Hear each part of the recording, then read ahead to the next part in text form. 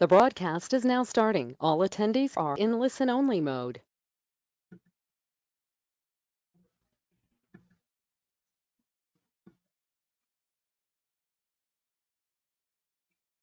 Hi, Gilbert. How are you? This is Mary Angie. Hello, can you hear me? Yes, I can hear you perfectly. Sorry, I just got your email. We just had a webinar a few minutes ago and it ran late, so I went downstairs and had lunch before I came in and do this one.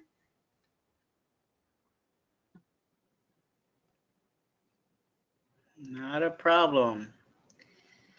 So I just went ahead and made you a presenter. So right now I'm seeing your screen with the National Flood Insurance Program and all that, so that should be good to go.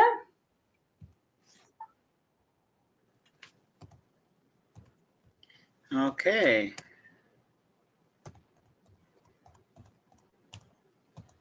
That looks nice. Robin, have you been able to get on? And she should be able to talk. Hey, yeah, can you hear me now? Yes. Wonderful. Yeah. And Gilbert, just like when we do this in person, just let me know if you need me to make any notes or anything, okay? Changes, anything like that. Will do.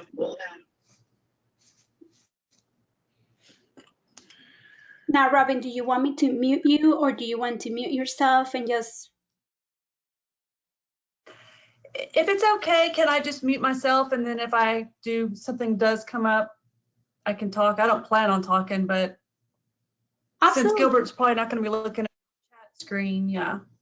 Absolutely, yes, of course. I would prefer her to have the ability if possible.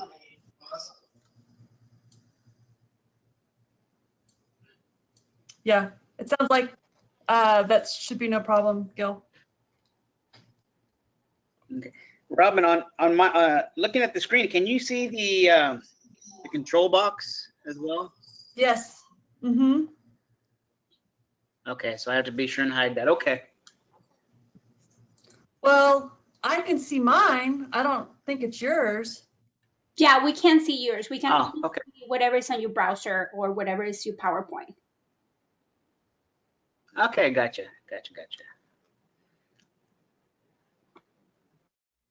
Okay, Robin, I have I kind of overscheduled myself.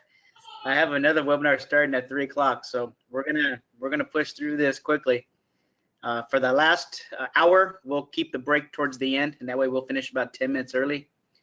And we'll just ask for any questions to be emailed to us, okay? Sounds good.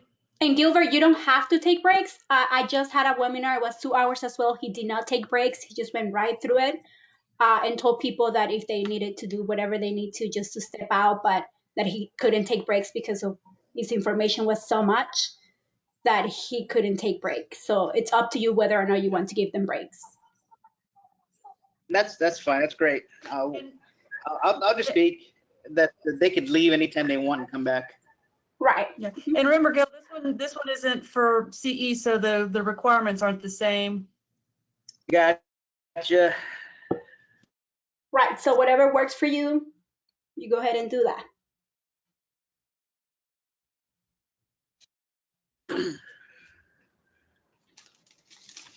How have they been going, Mary Angie? All your virtual classes? They've been going good. Very busy. A lot of getting used to. But so far so good. No one has complained. Everybody's been loving it. So that's all we can ask for. Right. I noticed that the Member Focus Monday is with y'all's CEO. Yes. This coming week. That'll be great. Yes, I think this is the time where everybody wants to hear from him. So right. We reach out to a lot of people on Facebook. So that's where we get the majority of engagement. So we thought that was the best place he could speak. Gilbert actually did one of those with you guys, with Christina. Yes, I remember that. Mm-hmm. Yeah, they're a lot of fun and members really do like it.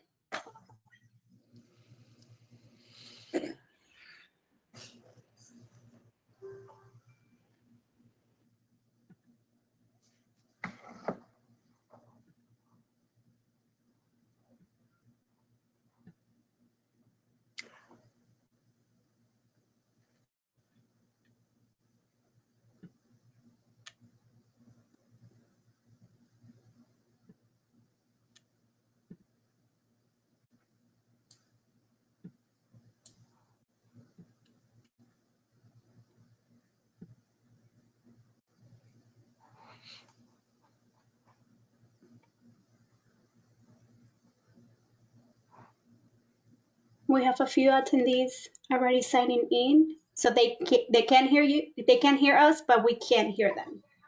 So they're going to be using either the chat or the question tab. Great, thank you.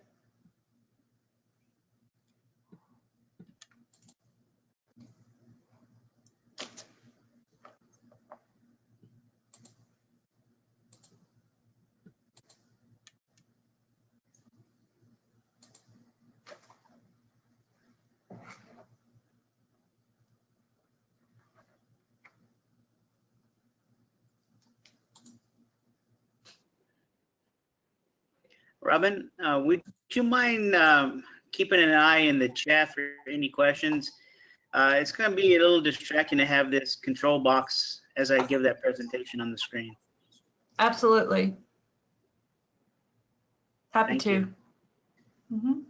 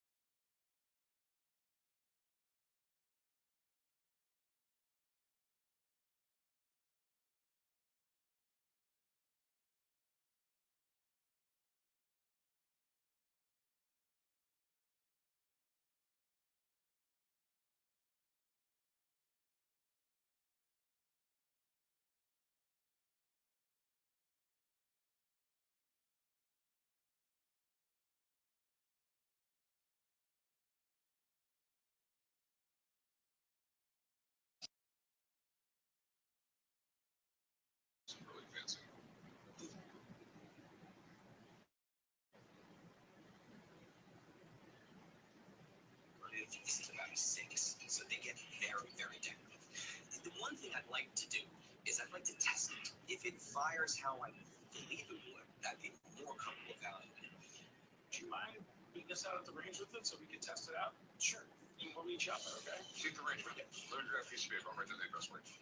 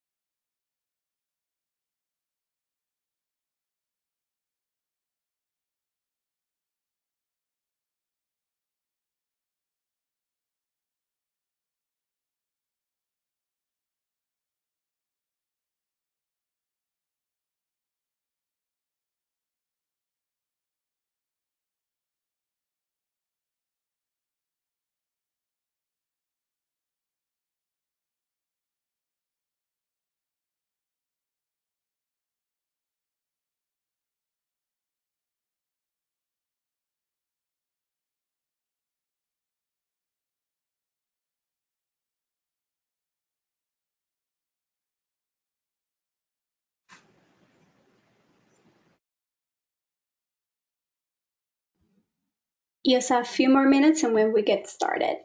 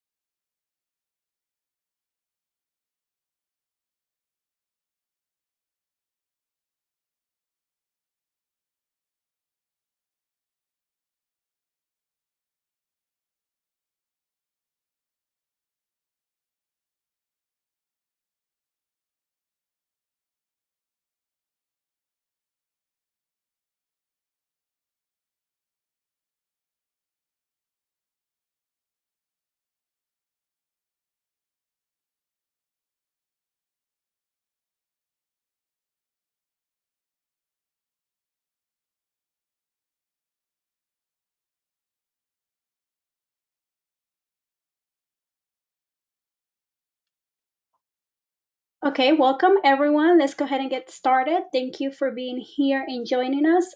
Feel free to use the tab option for questions on your panel so that if you have any questions, we can ask Gilbert during his presentation. We'll be checking that out pretty often. So if you have any questions, just use that.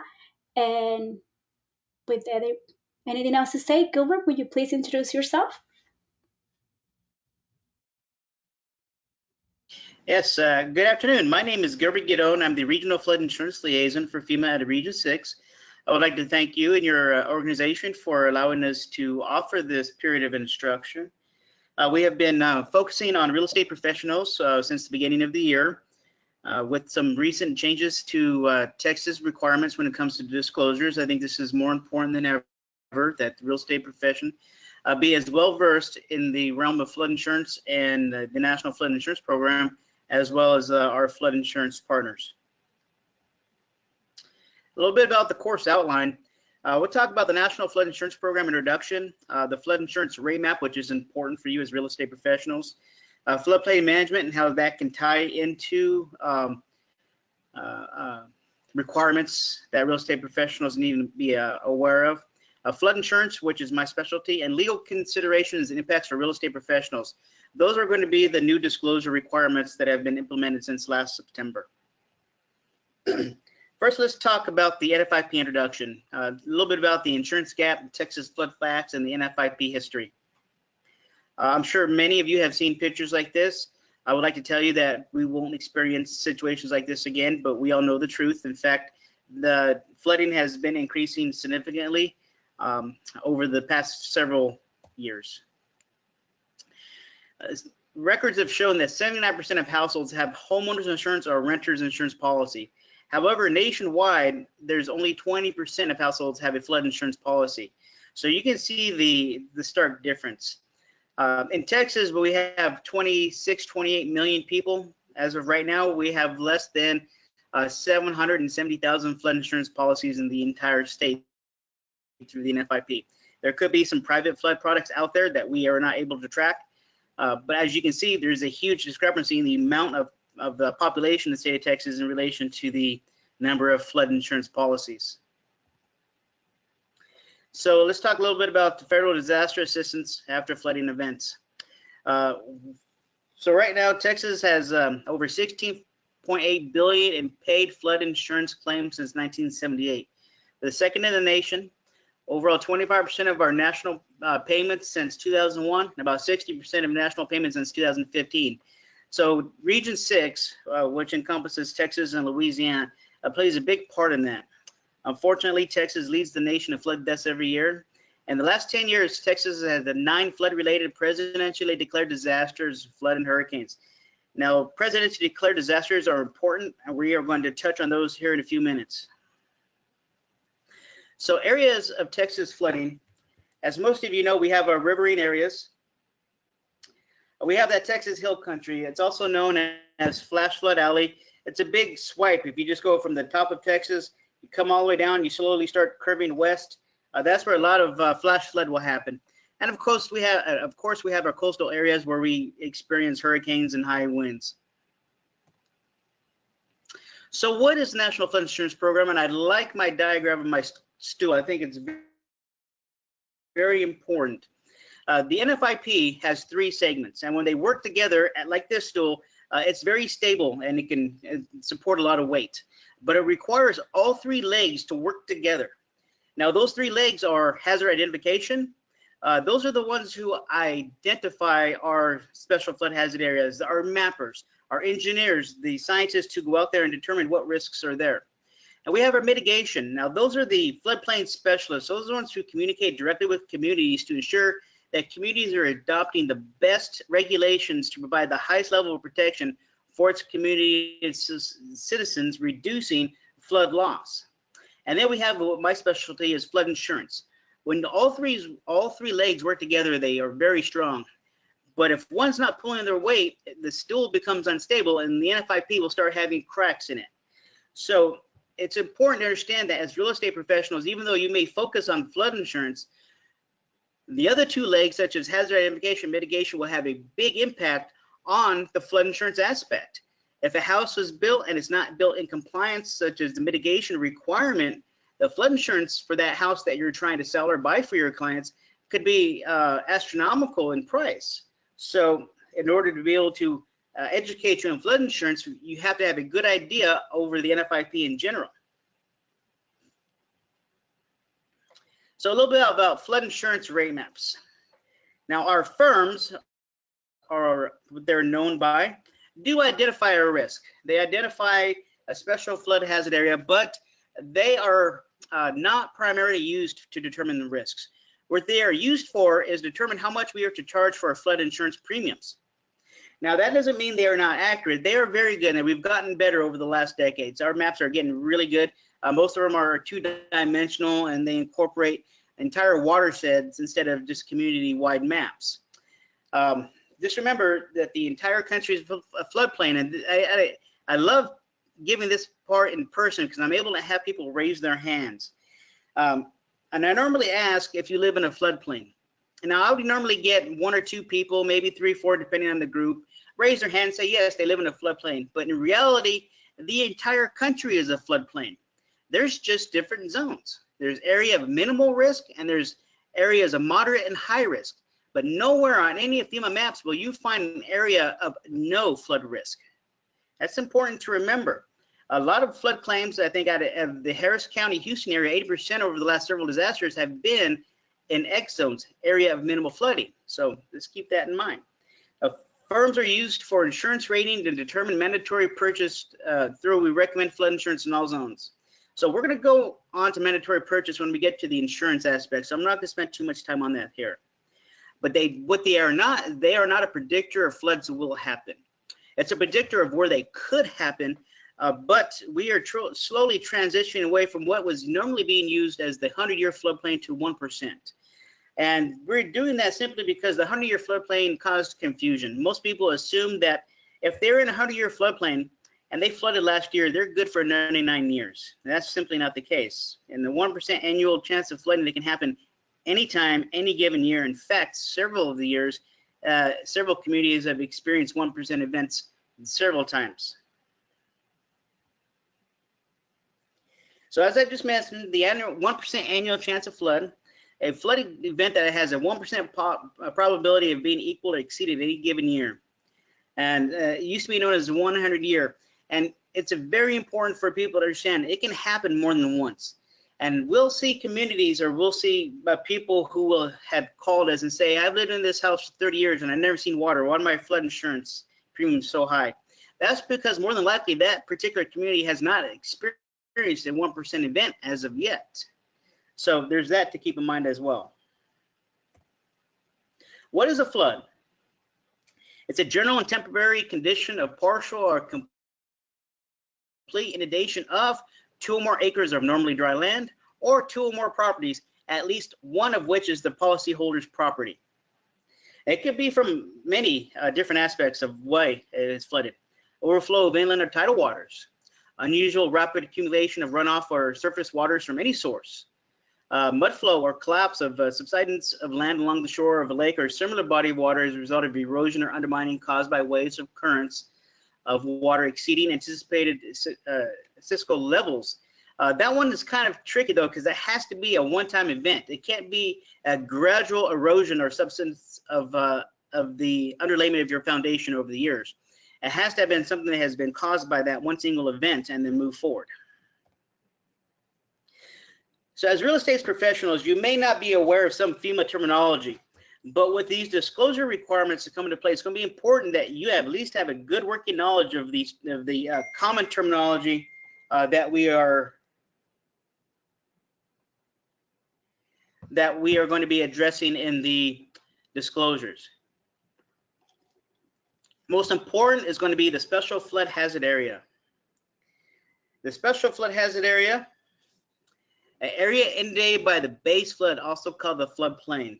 Now, this is the area that is of concern to us, not only as insurance and as real estate, but also as your floodplain administrators or your local emergency management coordinators. These are the areas where we expect the water to go when the 1% annual 1% event comes into play.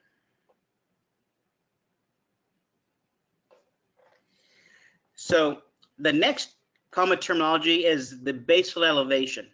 This is important because when you live in or around a special flood hazard area, what is compared to the base flood elevation is the lowest floor of the home.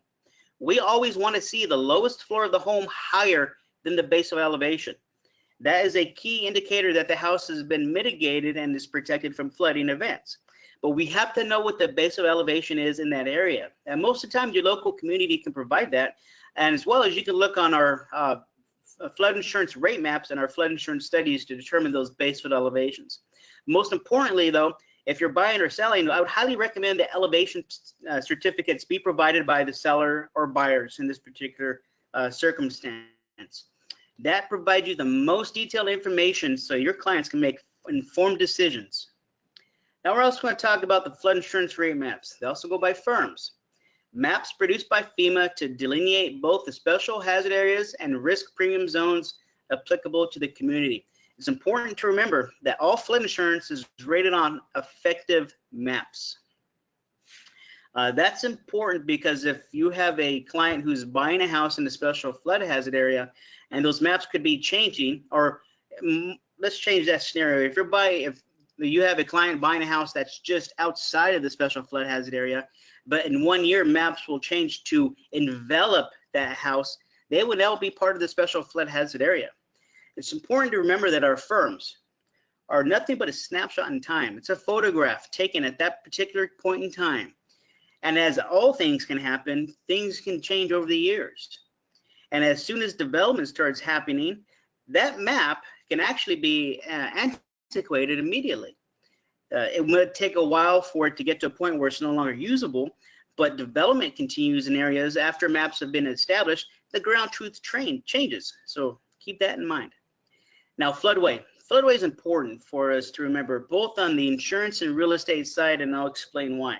But first, a floodway is a channel of a river or other water course and the adjacent land areas that must be preserved in order to discharge the base flood special regulations apply. So when it comes to flood insurance will treat a floodway just as it does any other special flood hazard area. No special rates involved. However, the mitigation requirements for floodway changes drastically. Floodway is where we know where the water is going to be. And we cannot interfere with the velocity, the carrying capacity, and we cannot create any type of a rise in a special flood hazard area regulatory floodway.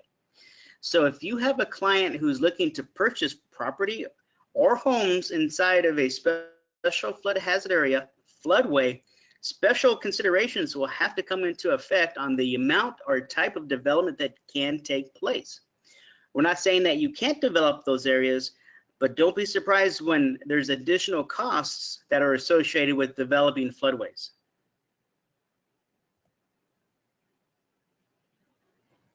So let's talk a little bit about flood zones. Special flood hazard areas have very particular zones. Normally we'll only see AE, A, VE, V, but we have some older terms that we have to use because there are still old maps that are being out there. So don't be surprised if you see A, AE, AH, AO, A1 through A30. A1 through A30 are some old terms that we'll still see. You won't necessarily see some of these on the newer maps. You can see AR, A99, V for velocity, VE for velocity elevation. And once again, we have V1 through V30. Those are older terms that can still be seen on some of our older maps. Those are going to make up our special flood hazard area. Now, we're going to go into in-depth on some of them, such as the AH and AO, but that's mostly what you'll see inside of the special flood hazard area. Now, moderate flood risk areas are zones B, which is an older term, and also what we call now a shaded X zone. Those are areas that are outside of the regulatory special flood hazard area. So most communities who have not adopted higher standards won't be able to enforce the regulations in these areas when it comes to mitigation higher standards. But you're also at a higher risk. You're at a moderate flood hazard area. The risk doesn't go away simply because the mandatory purchase is not required in this area. And then we have our zone Z and zones X, non-shaded. Now, these are area of minimal flooding. As I mentioned earlier, you will not find any place on any FEMA maps area of no flooding. These are area of minimal flooding. But as we have seen over the past years, egg zones have flooded just as much as areas inside of the special flood hazard area. And a little bit of reason on how that is, why that is happening is because of development inside special flood hazard areas have to meet special criteria. They're elevated. They're either built on piers, posts, and on beams. They have crawl spaces, or they're bringing in fill. They're elevating these houses 3, 4, 5 feet above the BFE. Well, those requirements are not in place inside of the egg zone. So they're built slab on grade foundations. And over time, the water is going to always follow the path of least resistance. In this particular case, it goes to areas that are not elevated. So that's something to keep in mind. And we also have zone D. So those simply are undetermined flood zones. They're normally wide open areas that as you would see on military installations. We know there could be flood risk there. It's just really not worth the cost of mapping those areas. So we treat it at that. It's an undetermined flood hazard area, and the premiums will normally be a little bit higher there. So defining flood zones. As you can see from the diagram on the left, a zone A is indicated by a shaded gray area. Now, zone A is a special flood hazard area. It's an area with a 1% annual chance of flooding and a 20% chance of flooding over the life of a 30-year mortgage. That is more than a higher risk than of your house catching on fire. But zone A's are a little different though, because detailed information are not performed in this area. Once again, this is an area with probably a low population density, low development density, but it was worth mapping. So we mapped it, but we did not provide detailed information such as the base flood elevations.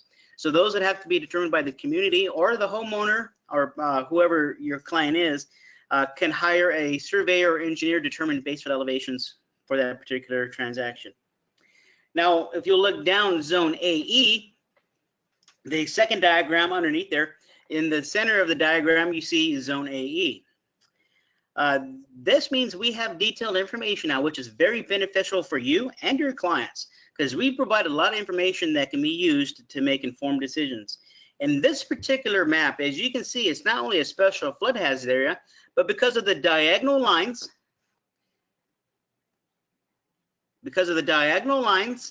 we also can tell off of the diagram that you'll see in all the firms, and we have a legend there, that those are a regulatory floodway. And special considerations would have to be taken in aware of before transactions are happening there. Now, if you also look at that bottom diagram, you'll see that the red oval, on the very top of that, you'll see a 730 and a squiggly line going across it. Now, the firms do provide a base flood elevation, but it's important to remember that the base flood elevations on the firm are all rounded up. They are not the true number. In order to get the true number, you have to go to the flood insurance study, which I know this is technical, but when you're dealing with surveyors and engineers, this is their life and they should be well versed in this. But the flood insurance study is going to give you the most exact number, and that's important because insurance will go to a 1/10 of a foot accuracy. And for example, if the base flood elevation is 10 feet and the lowest floor elevation is 10.5, that house is going to be rated 1 foot above the base flood elevation, providing a substantial savings for as long as they maintain that flood insurance policy. So a little bit about zones AH. These are areas with 1% chance of shallow flooding. As you look in the diagram, you can see it's kind of a low, shallow area in the house. And those are very, luckily we don't see very many of these often. A lot of times they're as a result of some type of drainage or master drainage plan that didn't take into effect certain aspects and landed up with some shallow flooding. So we call those the AH. They're normally 1 to 3 feet in elevation, and these areas have a 20% chance of flooding over a 30-year mortgage. And base flood elevations derived from detailed analysis are shown as selected intervals within these zones. What that means is you'll find the BFE on the firm, where zone C, where you see zone AH underneath that, you see the EL. That's going to be the elevation required for floodplain management and also for insurance as well. Now, zone AO is a gentle incline, or is a gentle incline going the one way. It's shallow flooding. So instead of having the catchment here, we're going to see a shallow flooding of 1 to 3 feet. Now, for AO, we don't go off of elevation, we go off of depth. And if you look at the diagram to the left, you'll see a zone AO circled by a red line and the depth 2 feet. So in order to be built in compliance, that house has to be 2 feet above that lowest adjacent grade. Now, as same, these areas have a 20% chance of flooding over the life of a 30-year mortgage. Normally, a lot of zones AO and AH are often corrected by communities by some type of engineering and then development to help alleviate those. But don't be surprised if you do see those out there. They are a thing. Now, a little bit more definition on flood zones. Zones AR, areas with a temporarily increased flood risk due to the building or restoration of a flood control system, such as a levee or dam. We see a lot of these in South Texas. Mandatory flood insurance purchase requirements will apply, but rates will not exceed the rates for unnumbered A zones if the structure is built or restored in compliance with zones AR floodplain management regulations. Levees and dams are kind of a complicated thing because not only do they work with FEMA, but they also have to be certified and inspected by the Army Corps of Engineers to receive their certification. Zones A99, areas with a 1% annual chance of flooding that will be protected by a federal flood control system where the construction has reached specific legal requirements. No depths or base flood elevation is shown within these zones. Basically, after Katrina, the Army Corps of Engineers started building a lot more new levees. So once they hit a certain aspect or certain percentage of completed, A99s came into play, offering a level of protection to homeowners that would be protected by those levees once they are completely finished and certified. So this is a great diagram when we're talking about coastal. As you can see the diagram to the top left, we're breaking it down into zones. We have our V, which is a velocity, and then we have our A zones, and then we have our X zones, okay? Now, as you see, the velocity is above, the wave height equals to or above 3 feet. Then when we transitions to A zone, we start going below 3 feet. And then as we hit X zone, we don't have any wave height at all. But if you look at the diagram, the building of the house underneath those, you'll see a BFE including wave effects. You'll see how high that base elevation is. Now, when you go underneath that, you'll see the 100-year still water elevation. That's where the water is during normal times. But when you have to start talking about velocity or waves coming in, we have to take that wave effect in consideration. And that blue line indicates where it's going to be. As you can see, if we allowed any type of slab on grade foundation in V zones, it would be immediately washed away. That's why V zones are some of our most restrictive zones when it comes to developing in special flood hazard areas. In fact, you're not allowed to have structural fill inside of a V zone, or you're not allowed to build a slab on grade foundation on a V zone. And this diagram helps articulate the importance of why. So coastal areas are a 1% a great chance of flooding and additional hazards associated with stormwaters. Another thing we have to take in consideration in coastal areas is also high wind. So coastal VE, a coastal areas 1% or greater chance of flooding and an additional hazard associated with storm waves. These areas have a 20% chance of flooding over the life of a 30-year mortgage. So as you can see from the diagram down at the bottom right, we have our zone VE with the elevation. Well, the firm is where you are going, actually the flood insurance rate map is where you are going to look when you want to find the base flood elevation off of a V zone. And as you can see, it changes. If you look down at that bottom diagram to the right, you have those series of white lines, right? Those are boundary lines, also known as gutter lines.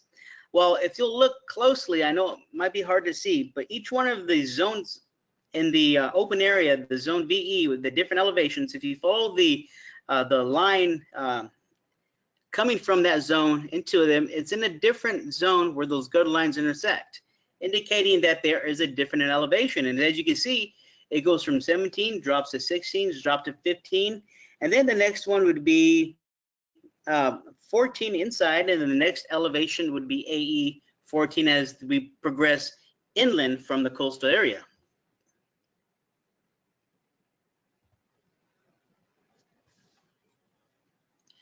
Okay, so my apologies, went too far. So floodways. What we have been looking at before in our firms are our old maps. We have been working on a map modernization process, and we have been changing a lot of our old paper maps to digital format. And this is what the new digital formats will look like now. As you can tell, they're a lot more user-friendly, and they're easy to understand. And as I mentioned earlier, all firms will have a legend, so it's easy for you to identify what the color code system means. And in this particular case, the special flood hazard area is indicated by the light green, the turquoise color. And as you can see, the floodway is clearly annotated by the diagonal red lines. And then you'll see down there, we got that little brown color. We're starting to see a 0.2%, which is also known as the shaded X. That's still an area of moderate flood risk, but it's outside of the regulatory special flood hazard area. This is a great diagram, and we're going to have some resources for you to be able to go and play with on your own. One of those is going to be the Map Service Center, and you'll be able to look at digital maps like this and really get a good understanding.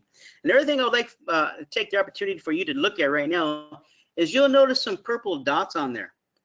Well, letter of map amendments are a way of correcting maps. Think of it like this. When we do our maps, we take a blanket and we just spread the blanket over a city, okay? Now, in the city, there's gonna be some areas higher than others. We simply just cannot take the time to map every square inch of a city. The cost of that would be astronomical. So we do it this way. We send the blanket over there, and we know we're going to be inadvertently mapping some areas that are higher than others. So we give them a recourse. It's called a letter of map amendment. It's inside of our letter of map change umbrella. But that letter of map amendment, all the homeowners has to do is show by an elevation certificate that their lowest adjacent grade is higher than the base flood elevation, and they can come out of the floodplain. And that's what those dots will indicate on the digital maps.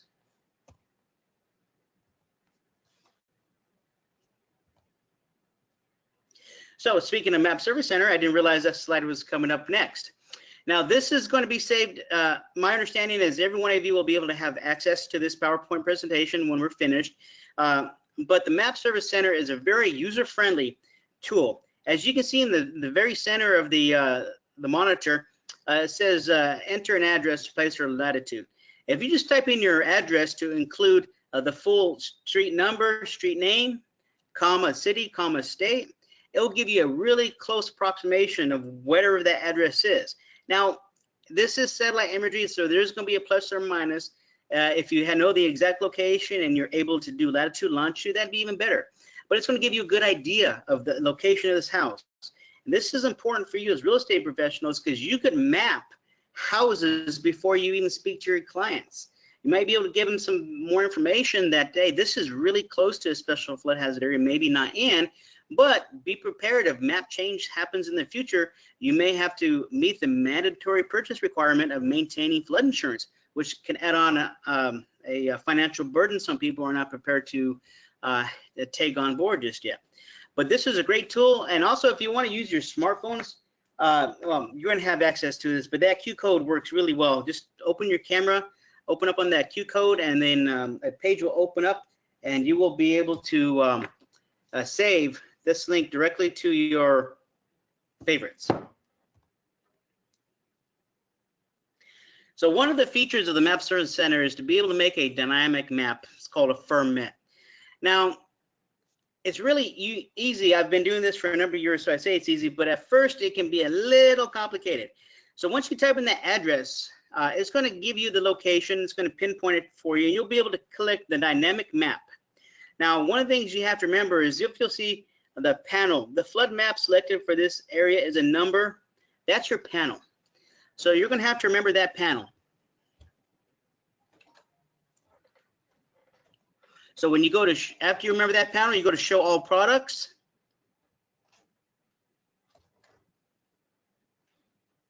You'll be able to go to effective products. Remember I mentioned it's very important to always go off of effective products. You find that panel number, you'll hit view. Once you hit view, you're going to do two things. First is you're going to make a ferment, and then you're going to identify the area on the map that you wanted to make the ferment on. So you're going to have to use a terrain association, or if you're familiar with the area, it's very simple, but when you hit make a ferment, you're going to see this green box on the top left. Okay. Now you can use your mouse, put the cursor on there, left click and hold, and you can drag that anywhere onto this map. And wherever you drop it is where it's going to make the ferment. So the area you're interested in needs to be in the center of that green box. And when you do that, you'll create a ferment like this. Now, what's important about this ferment is it has all the information that you will need. If you look at the bottom right, you'll see it has the map number, it has the map revision. In this particular case, the date is April 18th of 2011. It'll have the zones on there. I'll have your scale. And this can be used in a lot of legal situations.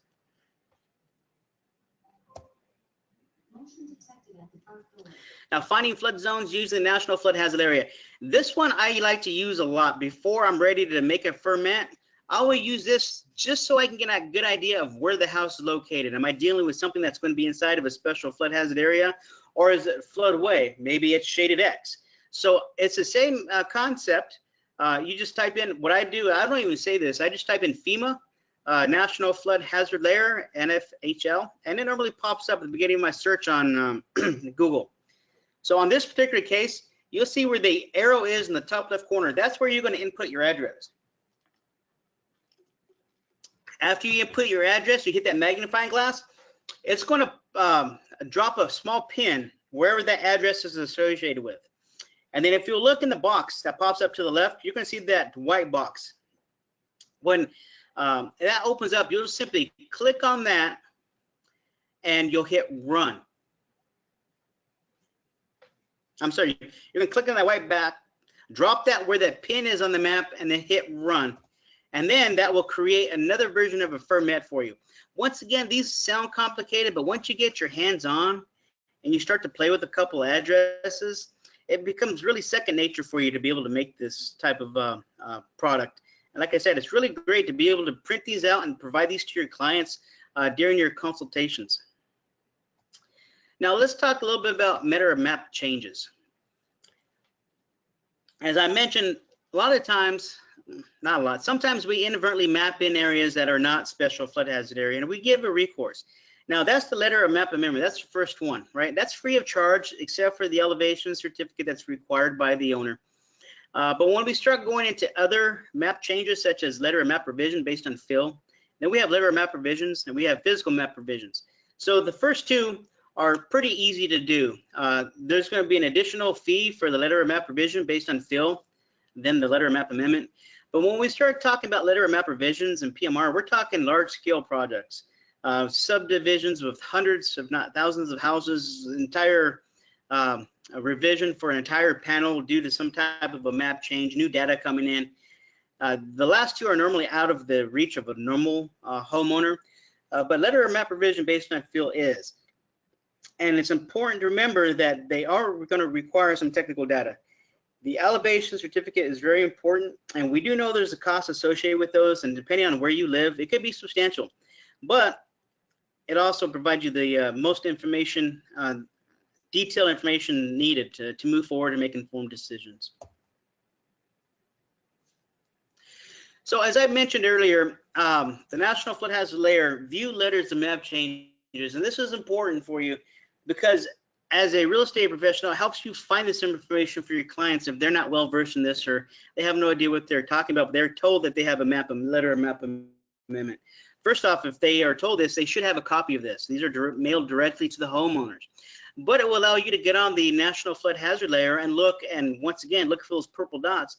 Look for that letter of map amendment, and you can go back to the Map Service Center and go to Archived and look for those letter of map amendments. You even have the case number there, which is important. The more information you have, the easier it is to find these letter of map amendments. And then you just have to read the details to ensure it encompasses this house. So let's talk a little bit about how it can be removed. I really like this diagram because it breaks it down really easy for you. As I mentioned earlier, a letter or map amendment can be applied for by the homeowner as long as the lowest adjacent grade is higher than the base flood elevation. Now you can see the red dotted line indicates our base flood elevation. Now the lowest adjacent grade is the lowest part of the ground where the house will touch. And you can see for the diagram, the left side of the house is higher than the right side. So the lowest adjacent grade will be the right side of the house where it touches the ground. We call that the lag. And this particular diagram, we can see that the lag is clearly above the base of elevation. So as long as the elevation certificate can verify this, this would be a prime candidate to be removed from the special flood hazard area by a letter or map amendment. It's important to remember that not all houses will be able to be removed by this. You have to meet the criteria. Unfortunately, we deal with some people who are told that they just have to contact FEMA and get a letter. It's not that easy. The technical data has to back up what the ground truth says. Now, here's a question we get asked a lot. Can an elevated structure be removed from the special flood hazard area? And as you can see, the answer is going to be no. The base flood elevation for an elevated structure is always going to be higher than the lowest adjacent grade, no matter how we try. So no, they can be elevated up out of the base, higher than the base flood elevation, which can receive substantial discounts in flood insurance costs over the years, but they cannot be removed from the special flood hazard area. And we put this in here to make sure real estate professionals understood the difference.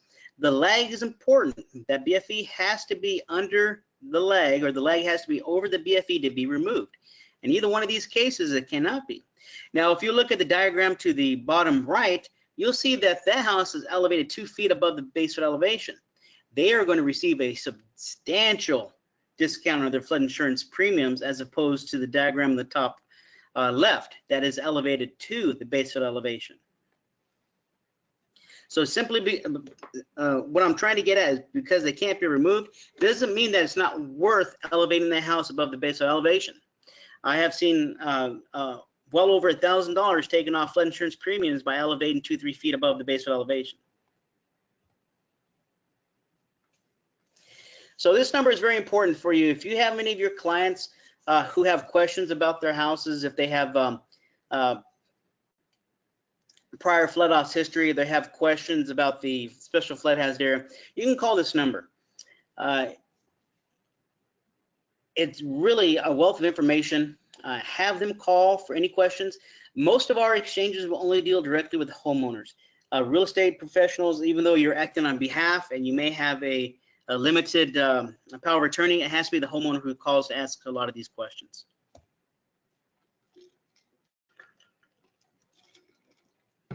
So flood zone and map change resources.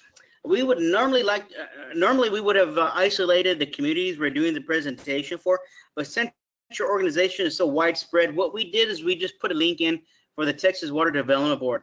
Now, when you follow that link and you go to the FEMA community listing of chief executive officers and floodplain administrators, you'll be able to locate your community and be able to find out who your floodplain administrator is. As a real estate professional, I highly encourage that you foster a relationship with your floodplain administrator and your emergency management coordinators. They have so much information at their disposal that you would probably, quite frankly, be surprised. And something to remember as well is FEMA offers what we call minimum criteria. We have, all of our requirements are nationwide, okay? Now, as we know, there's some areas that are more prone to flooding than others. So the ground truth, or our minimum criteria, may not be sufficient to provide a level of protection in some areas. So those communities may adopt higher standards. Well, I don't know every community that has higher standards. So it's important that you go to your local floodplain administrator to identify any higher standards that may have been enacted by their city council and put into local ordinance. And only your local floodplain administrator will be able to answer those questions. So it's important for you to foster that relationship with them. And also the Texas Water Development Board. They're our state equivalent.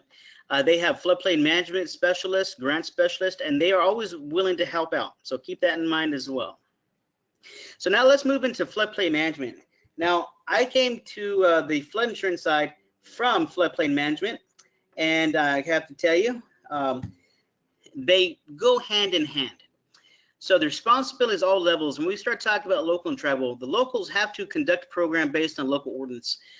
We get calls all the time from people telling us, hey, our community is doing this. I need you to tell them to stop. FEMA can't. We don't have land use authority. Okay, that's why the local community is required to pass an ordinance. They have to enforce the ordinance. Only they can. It's their ordinance. Okay. Then we move on over to the state. Now, the states provide enabling legislation. Now, keep in mind, and most of you real estate professionals may know this already. For those of you who do not, counties are very limited on what regulations they can enforce. They don't have the ability to force building codes. So if the state did not provide enabling language in state statute, the counties couldn't even enforce floodplain management regulations. But because the state did, we have to include that state enabling language in all ordinances that are passed in the state of Texas. So the state allows that to happen, and they also provide guidance and assistance when it comes to floodplain management through the Texas Water Development Board. Now let's jump on over to federal. That's what we do. We develop the standards. We came up with the minimum criteria needed to join the NFIP. We provide affordable flood insurance when all aspects of the NFIP ordinance are met. We provide studies and delineate flood risk, and we provide guidance and assistance, especially during times of flooding events. So one of the things we've noticed over the years is terms, verbiage, however you want to call it. It gets confusing. So, we have floodplain, also known as regulatory floodplain or special flood hazard area. They're all the same. Remember, any land susceptible to being inundated by water from any source. And that's found in 44 CFR 59.1. If you have the opportunity, 44 CFR 59.1 are a list of FEMA definitions. And it's important to remember, someone in my field, we'd have to know these backwards and forwards. But as a real estate professional, we may have different interpretations of different words. But by knowing what we mean in our definitions in 44 CFR 59.1, may be able to help you understand some certain aspects before it causes confusion. So I would highly encourage studying those definitions. So permit, building, septic, or other permit in a community. The thing is, when we're talking about permits under floodplain management, we're referring to a floodplain development permit, which may be different than the building, septic, or other permits required by that community. Even a county who does not have permit capabilities has to have a floodplain development permit. And you would be surprised on what our definition of development is. We include everything from mining, dredging, of course, regular development on your home. It could be renovations, additions. All those equate to development in our eyes and require a floodplain development permit.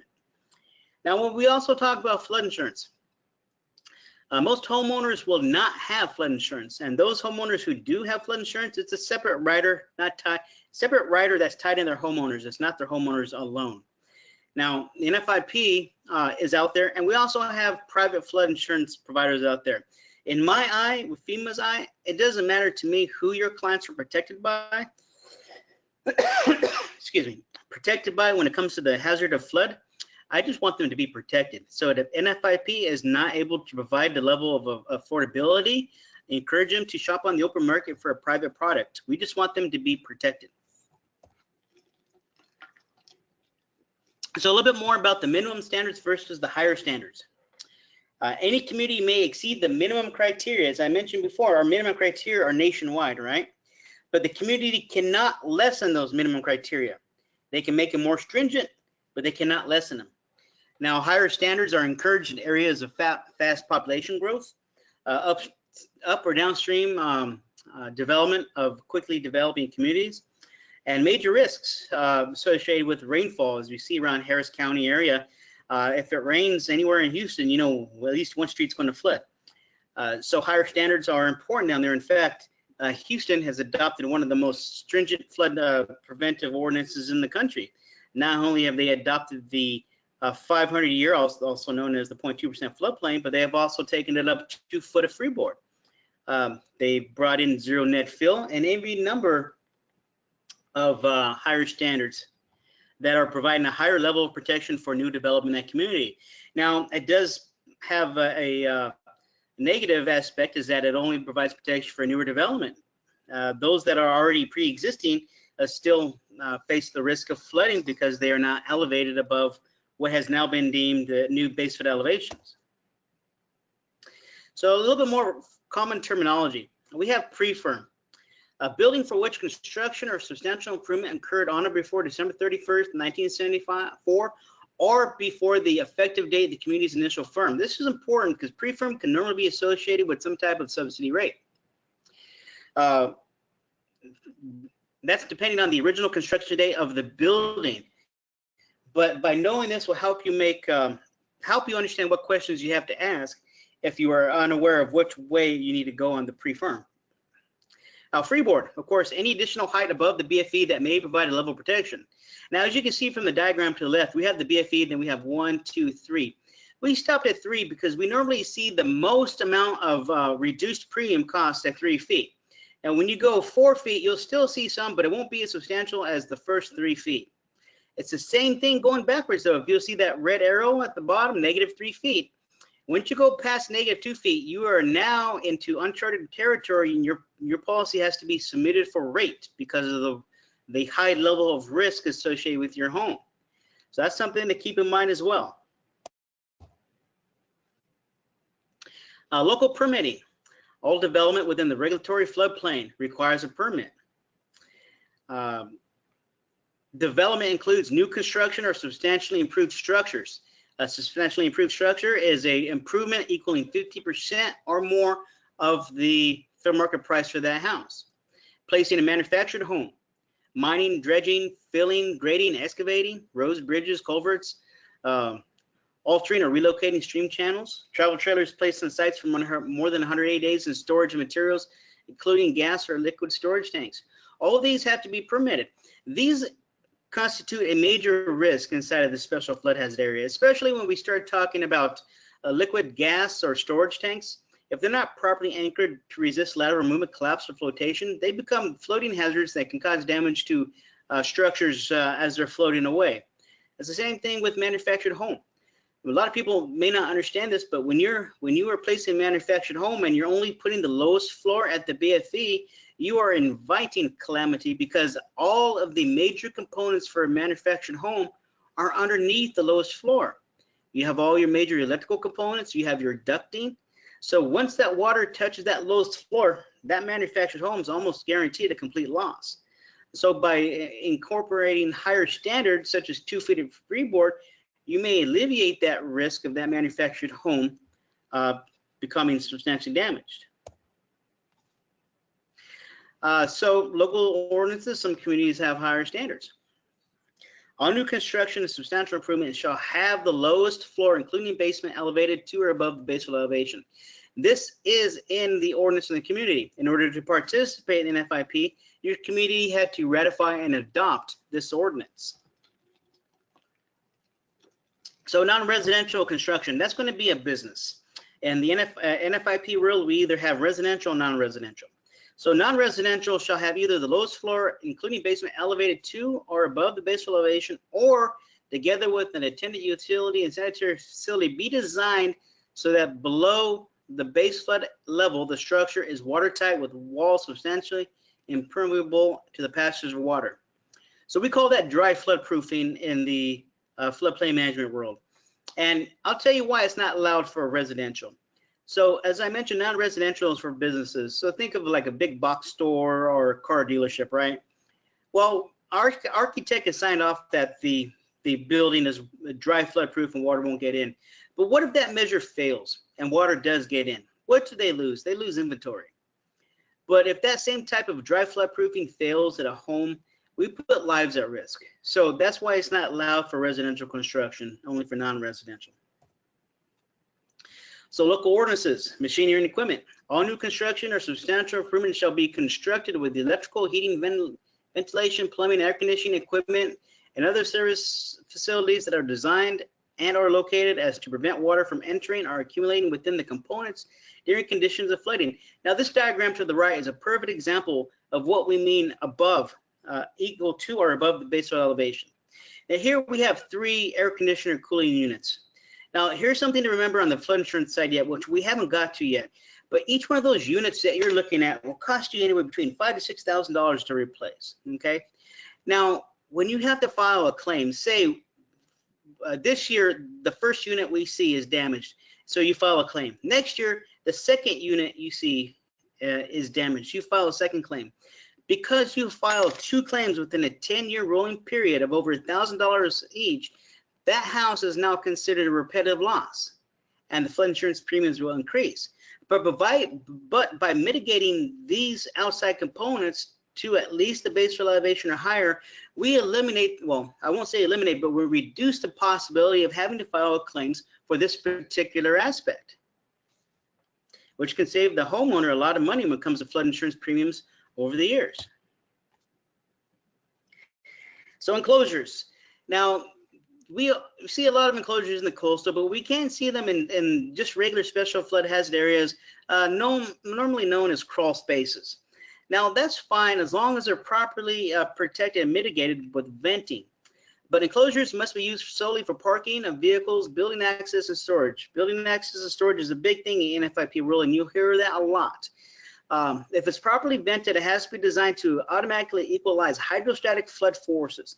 That's important because without those flood vents, the water will build up force on the sides and eventually will implode. We call that hydrostatic pressure, and that's what those flood vents are designed to eliminate. They have to be certified by a registered professional engineer or meet or exceed the following minimum criteria. At least 2 openings with net area being at least 1 square inch for every square foot enclosed area, and the bottom of all openings shall be no higher than 1 foot above grade from either the interior or exterior, whatever is the highest. It's important to remember that these flood vents have to have a net or area opening. So if they're protected by lues or coverings, those have to be subtracted from that net area and then recalculated for the proper number of 1 square inch for 1 square foot is allowed for the proper flow of water. So here's an example of a house that is on a crawl space. One of them, to the diagram to the left, does not have floor vents. And as you can see, because it does not have floor vents, the lowest floor is where the ground touches the foundation, right? The leg. But when you have a proper crawl space with flood venting, normally they're typically 16 by 18, and depending on the number of square feet underneath will dictate the number of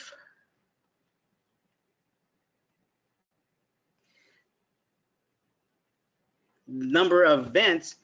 But you can see as the flood vents are installed, the lowest floor now moves up.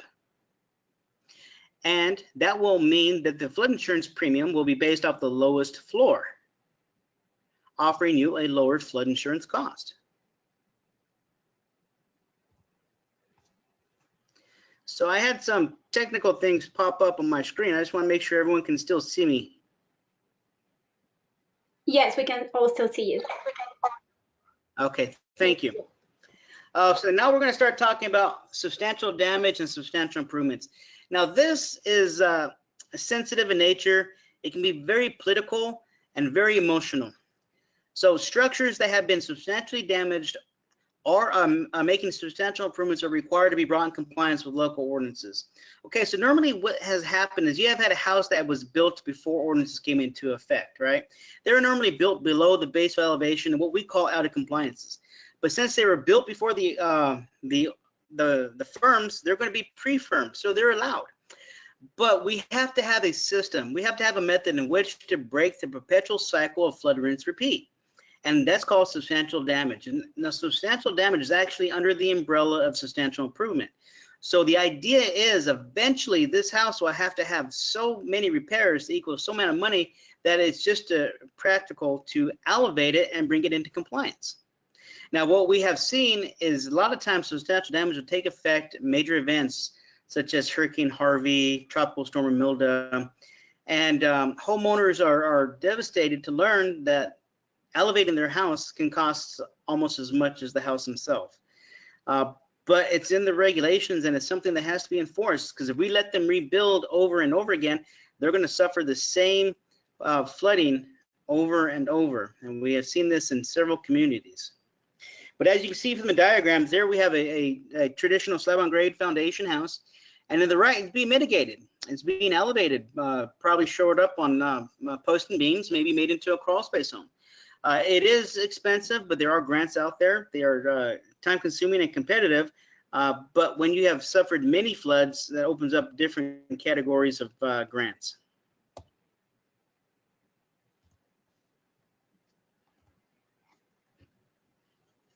So what does brought in compliance mean? And as you can see, the house on the left, the basal elevation is the dotted line. As you can see, the lowest floor is below the basal elevation. And that means this house is non-compliant.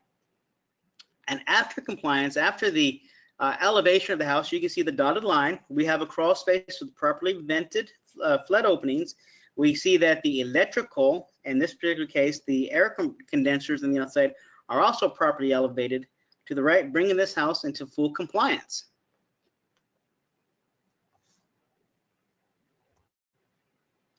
So now we're going to talk a little bit about flood insurance.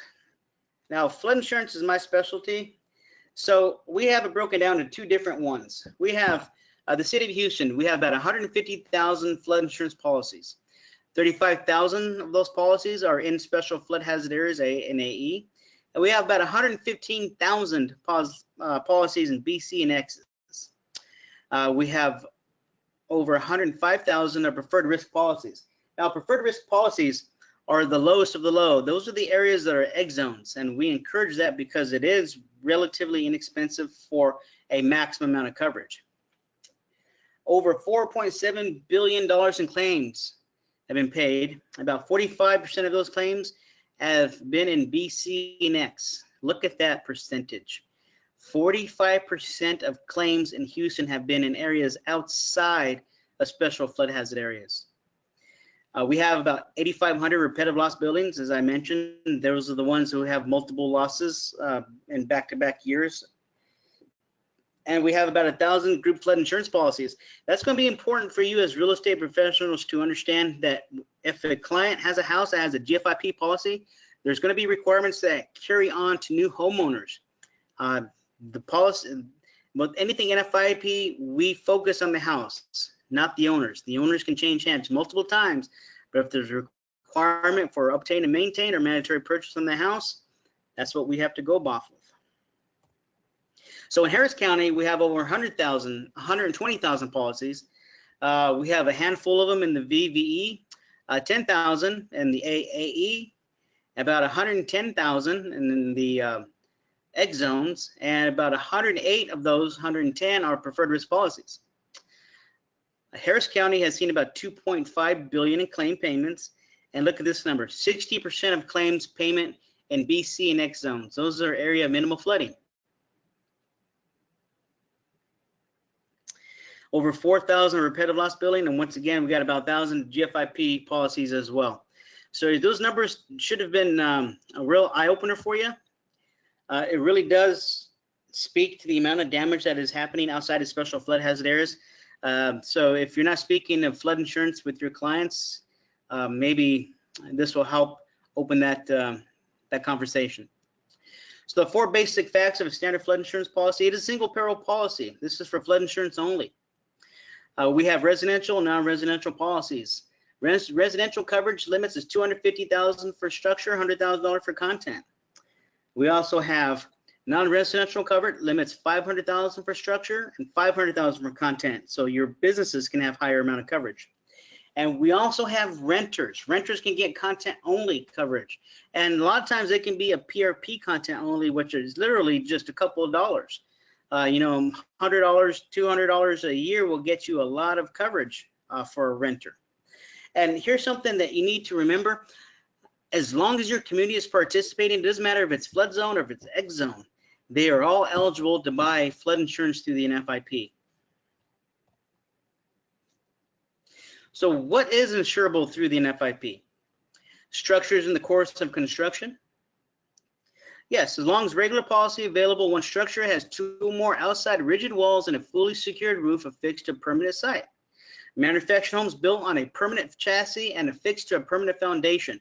That's very important. A manufactured home have to be permanently anchored to resist lateral movement, collapse, and flotation to be considered eligible for flood insurance.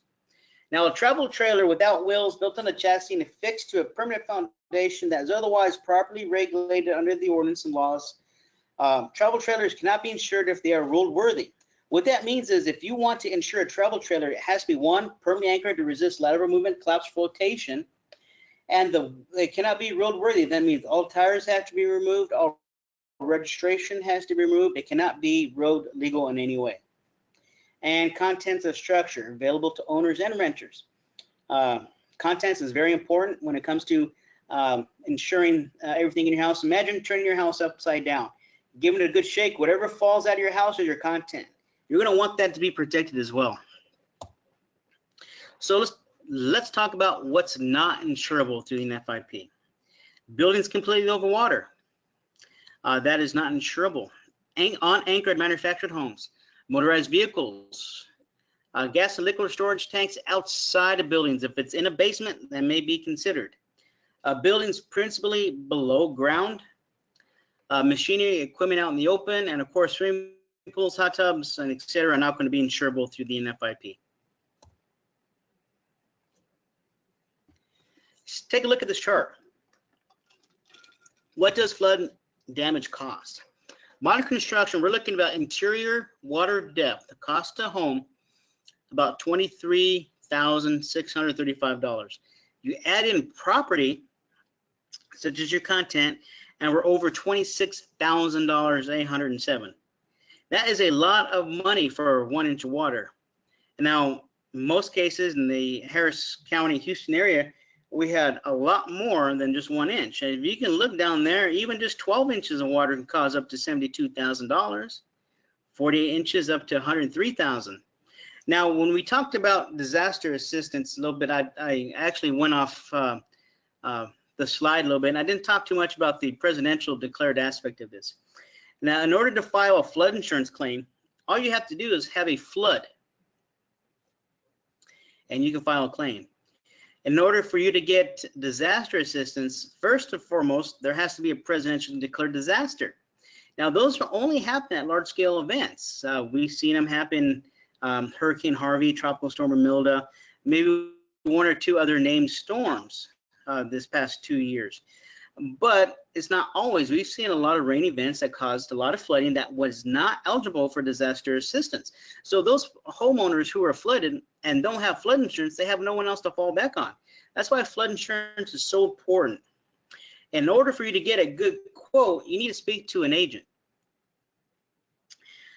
You can't compare neighbors when it comes to flood insurance. That's like comparing apples to oranges. You have to have a lot of variables, not to mention detailed information that comes on the elevation certificate. In order to find a good quote, you have to have the BFE, you have to have the lowest floor, you have to know where the machinery is, the original construction date, if it's pre-firm, if it's post-firm, has there been any substantial improvement, has been declared substantial damages, repetitive loss. All those come into play when you get a quote. So the best way to get a quote is to contact a licensed property insurance agent or broker in your area, and you can do a quick search online, or you can go to floodsmart.gov, which has a search engine in there to get a good quote. So let's talk a little bit about flood insurance premiums. As I mentioned earlier, preferred risk policy is the lowest of the low, okay? Now, if you look here, we have $50,000 for buildings, $20,000 for content. Now, the premium will be $230 a year, but there are fees and surcharges that have to be added on to each one of these. It's a requirement of when Congress passed the HIFIA Homeowners Insurance Flood Affordability Act in 2015. Those surcharges and fees can be substantial, but they start adding up as you start to get into higher premium costs. But $230 a year for 50,000 building, 20,000 content. That's Starbucks for your year right there. Now, X zone with a standard flood insurance policy, so that means they may have a history, because if they're in X zone and they're not eligible for a PRP, something's preventing them from getting that. So we just did building only, and 40,000 in building is $440 a year, plus surcharges and fees. As we've seen before, 1 inch of water can cost $26,000. So 40,000 coverage is still nothing to laugh at. But as we move over to the next category, we're talking about special flood hazard area. We have AE zone, pre-firm, built before the first firm, we're talking about $472 a year plus surcharges and fees. But what happens when a post-firm, a new home, newly built home is elevated above the base elevation? Look what happens to that premium. It's elevated 2 feet above the BFE. The premium drops almost $200. Over $200. Of course, fees and surcharges still have to add, but as I mentioned earlier, elevation is king when you talk about flood insurance world. So when your clients are looking at this house and it's 2-3 feet above the base elevation, that's a good thing. Even though they may have to have flood insurance for as long as they own that home, it's going to be substantially less than if it's at BFE or, God forbid, a negative rated. So let's talk about these next couple of diagrams. And now these are example premiums only, just to give you an idea. So the diagram on the left indicates a BFE of 10 feet and the lowest floor of 5 feet. That means we are 5 feet below the BFE, right? 2019 rates for this structure would have a zone VE, it would be 3,835. Now zone AE would have been about 2,788. Okay, so a triggering event comes into play. The house was damaged and is considered substantially damaged, has to be brought into compliance. But for some reason, it was not. It was just repaired as is. It's now going to be rated post-firm. But as you can see, look at those premiums. They skyrocketed. Zone VE jumps up to 6,187, and the zone AE jumped up to 5,596. That is a huge amount to pay every year for as long as you own that home. So now we're jumping back. The graphic shows the same house elevated to BFE. So it was a triggering event. It was SD or SI, but they elevated it to the BFE as required by the local ordinance. So the premiums dropped, but they're still pretty substantial. The zone VE is 3,768, and the zone AE is 1,669. But this next diagram is the one I love to show you because we went above the BFE requirement of 10 feet and we elevated 2 additional feet above the BFE. So we're at 12. Look at that premium for zone AE. Drops to $473. The zone VE is still $2,987, but that's to be expected. You are on the coast. You are at one of the most, at one of the highest risks of flood zones that we have. But you can see, as I mentioned before, elevation is king, and these premiums reflect that. So let's talk about elevation certificate. Now, I know there's costs associated with these, but they are full of information that will help you as a real estate professional be able to advise your clients on the best course of actions. They're an administrative tool used by the NFIP to provide elevation information necessary to ensure compliance with the community floodplain management ordinances, and they're also required for flood insurance requirements. In that case of a letter of map change, it's a requirement to be had as well. Now, elevation certificate looks very confusing, and it can be if you don't have a lot of experience in it. But what we want you to focus on are several things that is properly filled out. One is that it has been done by the flood insurance study instead of the firm. As I mentioned earlier, I hope you remember that the base elevations done on a firm are all rounded up. Well, we want the 1/10 of a foot accuracy, right? Because that will give us the best possible premium. So when we get the elevation certificates filled out by surveyors, we want to ensure that it's properly completed and that it is done by the flood insurance study, and that everything is properly filled out. That means no blank lines. Everything is to be used. If they have nothing to put, is to be an A. The building's owners need to be in there, the address, city, state, everything needs to be filled out correctly. Latitude, longitude. So that's very important for you to remember. And also, as a real estate professional, look down there at the bottom right of the elevation certificate to the right-hand side of the screen. We see place seal here. A surveyor is required to be state certified, and they are to place their stamp there and sign. That is our way to ensure that they are doing things in compliance with state and engineering practices. This is an example of what I mean. As you can see, it says FIS profile circled in the by red. Next to that is firm, and then you have community determined.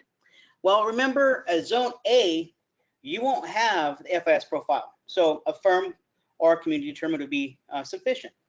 But most of Harris County and Houston will have detailed information.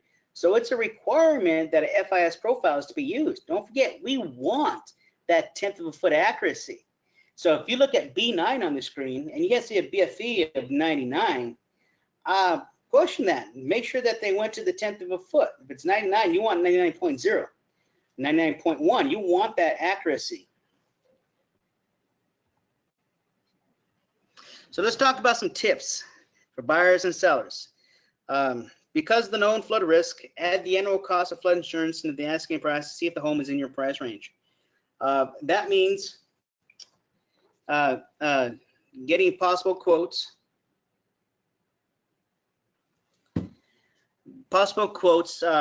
as you're talking numbers. Require flood loss history from the seller. This is very important. Only the current homeowner can get a flood loss history report. And this can be very beneficial for you as a real estate professional to show what flood loss history there is if there is any. If flood loss history report shows no flood losses, that's even better. It makes it more desirable.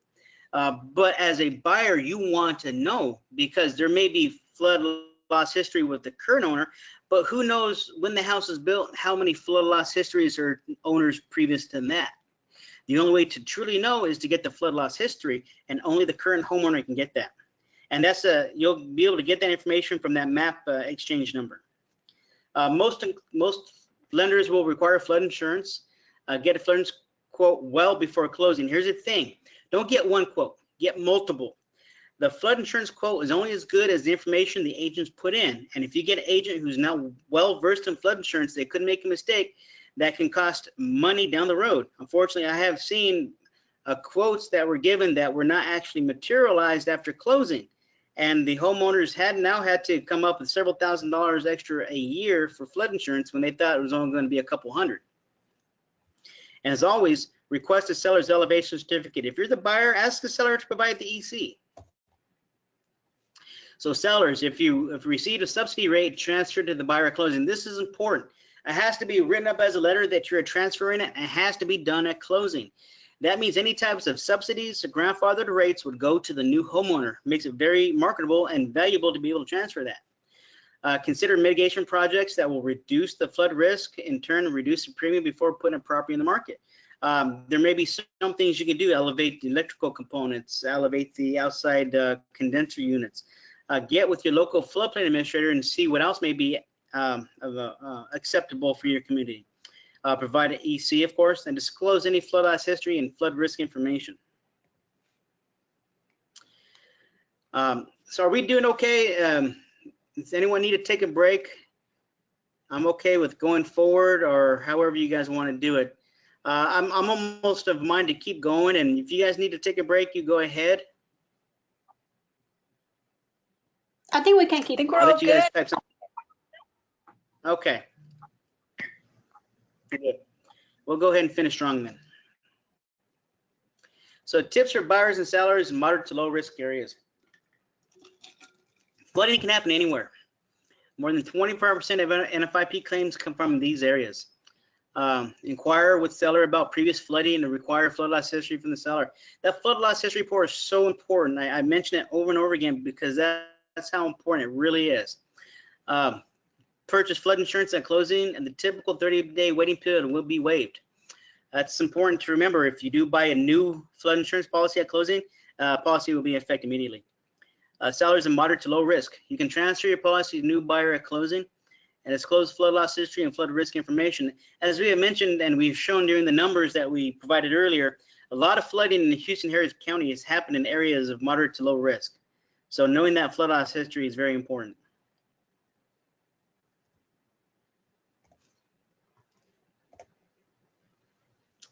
Waiting period. Typically, there's a 30-day waiting period for flood insurance policies to go in effect. That is often the case. Flood insurance is required by federal regulated and insured lenders. That means if your mortgage is being backed by federal money, Fannie Mae, Fannie Mac, FHA, VA, insurance is going to be required if you're inside of the special flood hazard area. If you buy this flood insurance at close, it's a 0-day wait. There are some exceptions to wildfires. There could be a waiver for that 30-day wait to go to a 0-day. And of course, initial purchase of flood insurance as a result of a map revision can also just take 1 day as opposed to the 30. Those are the only exceptions. Any other type of new business when it comes to flood insurance will require a 30-day wait. And that's because we learned our lesson. Back in the mid-'80s, there was the Midwest floods that incorporated the Mississippi. It was flooding up north and slowly coming south. When people down south saw it, were able to call and buy flood insurance. Next week, they flooded. It really did a hard number on our funding availability. So we have now decided that there is a 30-day wait that has to be met in order for you to buy flood insurance. So let's talk about disaster assistance versus flood insurance. As I mentioned earlier, disaster assistance has to be declared by the president to become a presidentially declared disaster to open up disaster assistance. Now, disaster assistance is actually a type of grant. Now, even though there is a maximum allowed for the grant, oftentimes people received a greatly reduced number. And as you can see in the South Texas flooding for what we call disaster 4454, the average disaster assistance number was $5,300, while the average flood insurance payout was $55,000. We'll jump over to Tropical Storm Imelda, DR 4466. We see flood insurance average payout was $62,576. That's a pretty significant amount. Disaster assistance was $6,450. As you can see by these charts, by having flood insurance, you are in a better position to start rebuilding your home than if you are totally reliant on nothing but disaster assistance. Actually, disaster assistance is not meant to rebuild your home. It's meant maybe to make one room habitable, to make sure you have food, water, and clothes. You have what you need to survive. And unfortunately, those prices reflect that. So what happens when there's no presidentially declared disaster? Well, as you can see, Region 6, no federal declarations, still flood insurance payouts were about $52,950. But without a presidential declaration, there is zero disaster assistance funds. So even having $50,000 in flood insurance is still provide you a high level of coverage compared to zero when it comes to disaster assistance without a federal disaster declaration. So now we're going to get to legal considerations impact for real estate professionals. We're going to cover the new disclosure requirements. But first, a little bit about our format. So we have Big Waters for 2012. This required a program move to more actuarially based rates, which caused a lot of controversy because a lot of people were receiving discounted policies, and we saw a substantial increase in premiums across the country. So a lot of that was taken back, and Congress got together and they passed the Homeowner Flood Insurance Affordability Act, known as HFIA, in 2014-2015. This moved to actuarial rates with maximum rate increases per year. So it still had the requirement that we moved to full risk rate, but there was a maximum that we were allowed to increase every year. That's 18%. But most policies won't go up more than 15. On average, we see 6 to 11%. But they are increasing every year, and that is everyone's policy, not just these. And clarified and permitted policies to be grandfathered, which is a good thing, and that's why it's important that if you have a grandfathered policy that you transfer that to new owners as at closing. So here's a little bit more pamphlets on disaster assistance. That Q code works great. Once again, I'll open up a website for you. Flood insurance requirements for recipients of disaster assistance. This comes into play for several reasons. As recipients for disaster assistance and for those who have GFIPs purchased, there could be the requirement to obtain and maintain flood insurance for as long as the house is there. Not for the owner, but for as long as the house is there. As I mentioned earlier, when we were talking about group flood insurance policies, as real estate professionals, you need to know if this has had disaster assistance or a GFIP, so you can advise your new homeowners to inspect this, to expect the requirement to obtain and maintain.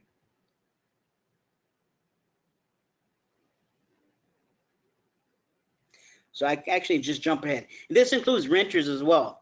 Flood insurance coverage must be maintained on contents for as long as you live at the flood damage rental property. The requirement for flood insurance is lifted once you move from the building. That does not happen for homeowners though. The home is sold, the seller is required to inform the new owners that they must maintain flood insurance coverage on the building. The requirement follows the location, not the owner. So this is important. Federal law mandates the purchase of flood insurance as a condition of disaster funding. If you do not, you may become ineligible for future disaster assistance. And we saw this happen in Tropical Storm Imelda. We had a number of applicants for disaster assistance denied because they failed to meet the they failed to meet the obtain and maintain requirement of flood insurance after their group flood insurance policy expired. So this is really important for you to remember. If they have been a recipient of disaster assistance, they need to ensure that they don't have the obtain and maintain requirement, and if they do, that they have flood insurance. So group flood insurance policies, not all disaster assistance recipients will receive a GFIP. There's other requirements as well, but it's a 3-year flood insurance policy. But it's the same criteria. At the end of that 3 years, there's the obtain and maintain requirement for flood insurance. If they do not buy flood insurance at the end of that 3 years, they may be ineligible for some FEMA assistance in future events. And the insurance requirement is forever, including the new homeowners as well.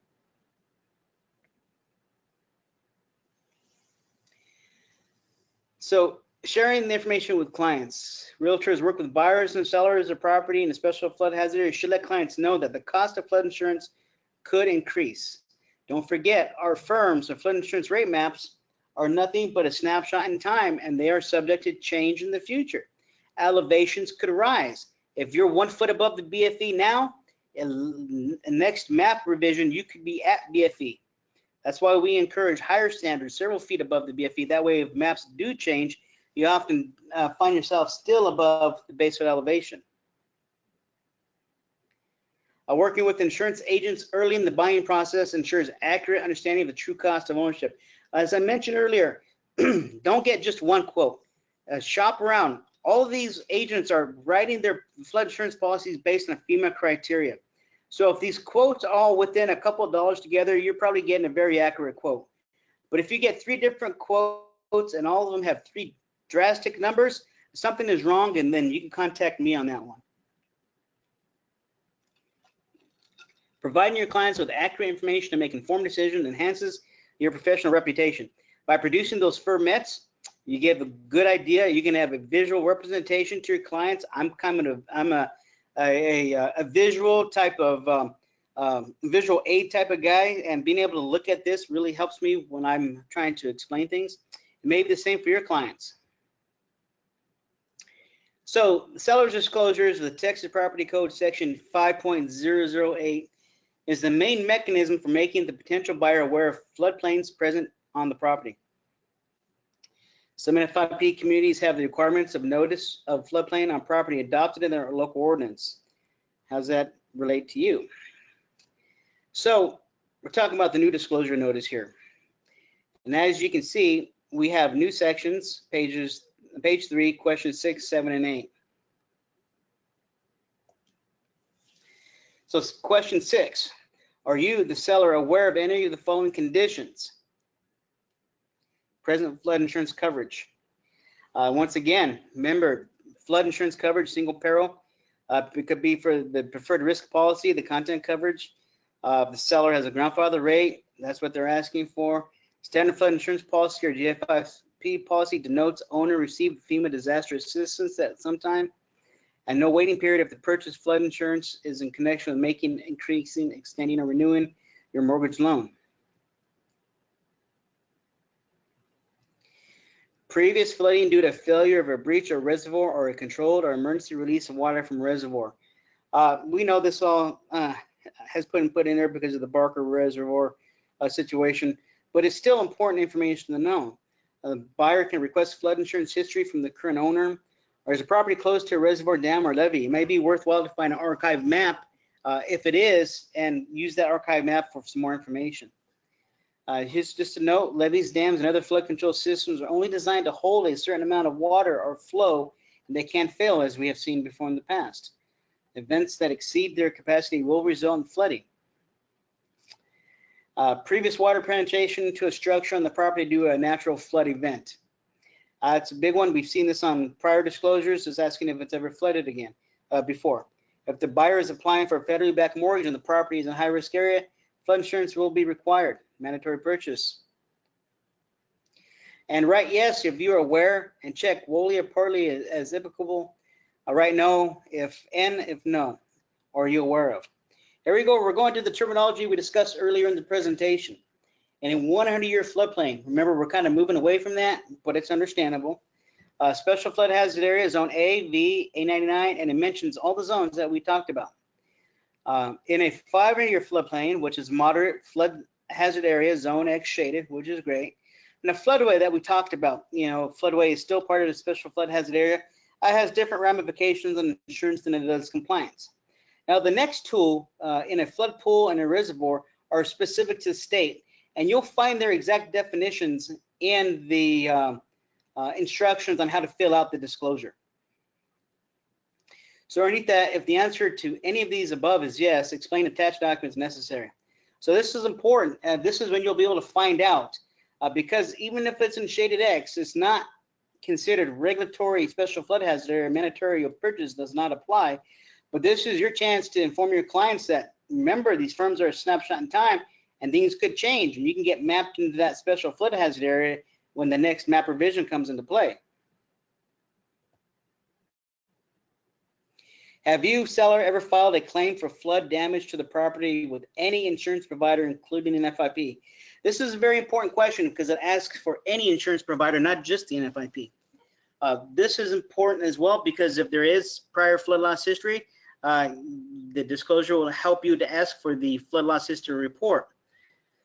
Was it by a natural event? How high was the water? What was the source? And more importantly, you can ask, okay, if it did have flood, what kind of repairs were done? Was the sheetrock removed? Was it properly cleaned? Was it dried? Was it treated for mold?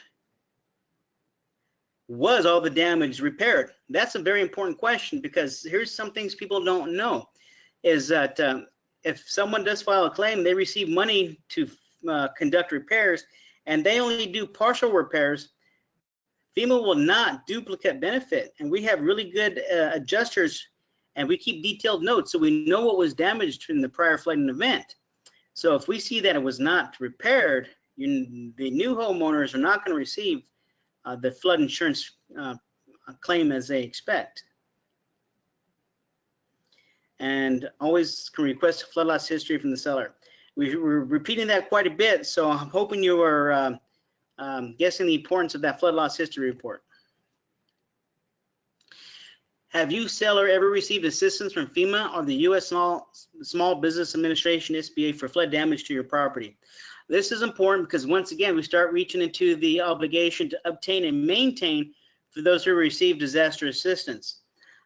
They have to keep insurance as long as that house is there. So by selling it, they have to notify the new owners of this obligation to obtain and maintain. It's the same thing when if they have a GFIP. The difference is that they've had a flood insurance policy for 3 years. Now they have to buy their own standard flood insurance policy. And if they do not, they'll be ineligible for future disaster assistance. But that requirement to obtain and maintain also carries over to new owners if the seller had a GFIP and they're selling that residence. So this is a phone number you need to call if you have flood loss history.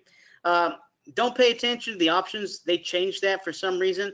Just call and listen to the prompts. You're going to listen for the prompt that says insurance, and they'll help you from there. But remember, only the homeowners can call, and this is the way to initiate the report. You'll have to have them send by either snail mail a affidavit verifying that you are the current homeowner. All that has to get signed, sent back in. Then a few weeks later, a flood loss history report will be mailed to your home. If you have an active policy, you may receive the flood loss history report and part of your renewal packet.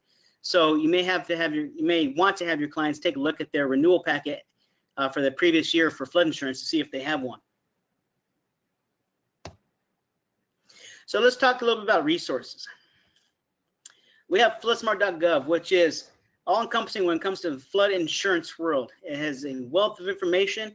It can help you find certified agents to sell flood insurance in your area.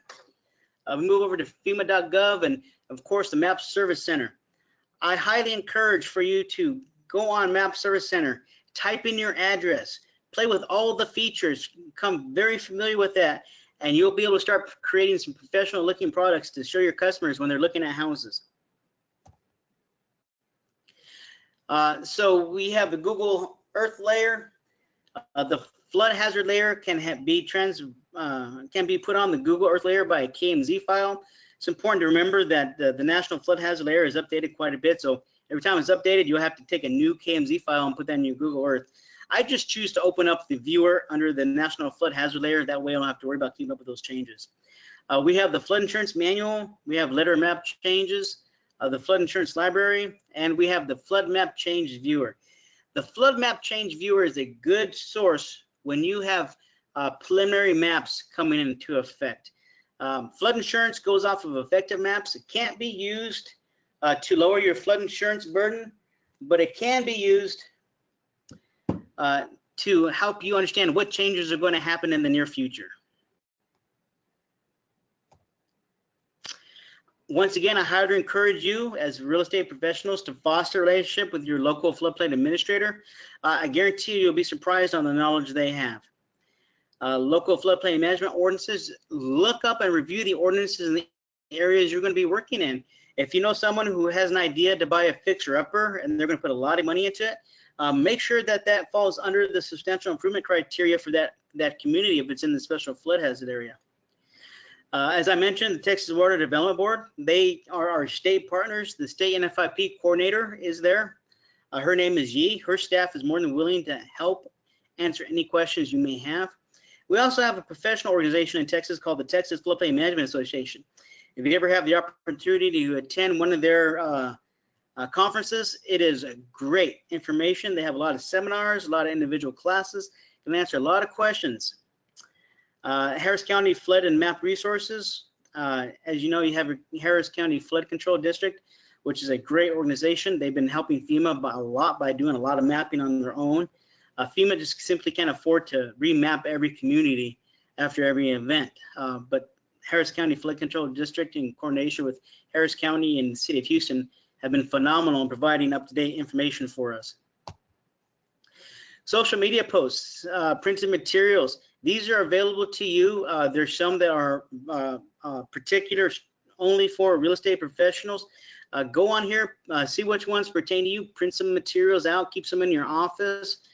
You have these available. Put these on your social media, order some printed materials. It's all available. It's important to remember, as real estate professionals, you are a key player. You actually have the first touch on a client when it comes to identifying their flood risk. This is very important because they're looking to you as professionals to help guide and help them understand.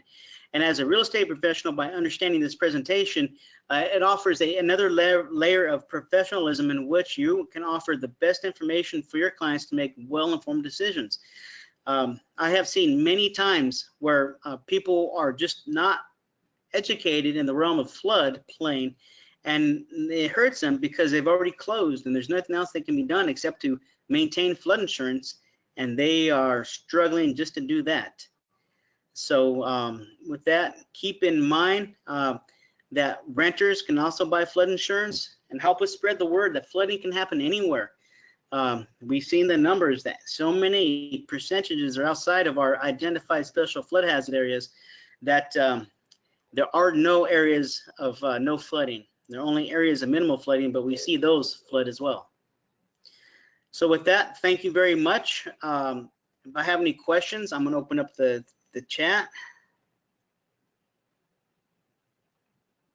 Gilbert, This is Robin, and I have answered a few questions throughout the presentation, but I wanted to take a moment to also thank Houston Association of Realtors for hosting this class today. You guys are a wonderful partner with FEMA, and without you guys, we wouldn't be able to present this information. And I'd also like to thank Texas Realtors. They are our course provider, and they are a great partner as well. So I just wanted to throw out those two thank yous before we moved on any further. Yes, thank you very much for allowing us to be here. Thank you so much, you guys, for being here. I know this is very important, especially with hurricane season approaching. A lot of people are saying that these are great information. I just want to remind everyone that the Hangouts are available. The PowerPoint presentation is available on the panel control on the Go to Webinar section. So if you go to Hangouts, that should be the PowerPoint PDF format that Gilbert just presented right now. So that's available for you guys to download right now and to have it available for whatever you need to use it for. And you'll notice this last screen, my email. If you have questions that you can't find locally or through your local FBA, don't hesitate to send me an email. Thank you so much, Gilbert. I do not see any questions coming through. Is there anything else you guys would like to add? We would love the opportunity once things get back to normal and we're able to come and give this class in person. We would love to have that opportunity. I know that it's a little different doing this online, and we'd love to be able to engage with you in person if that opportunity is available. Absolutely. I think this is the start of a long-term relationship with FEMA. So we're very excited about it. Outstanding. Thank We're you. happy to hear that. Thank you. And thank you everyone who joined us today at this webinar. Hope you enjoyed it. Bye-bye. Thank you. Bye-bye. Bye.